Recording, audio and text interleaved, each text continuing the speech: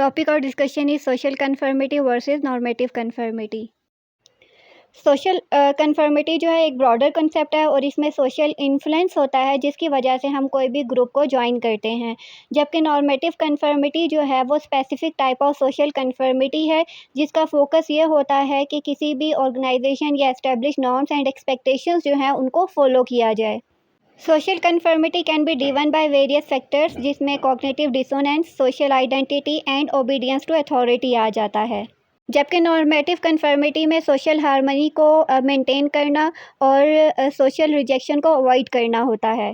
Social conformity में examples देखें तो फैशन ट्रेंड्स हैं। लोग जो हैं आजकल ब्रांड्स को पसंद करते हैं क्योंकि वो पॉपुलर हैं।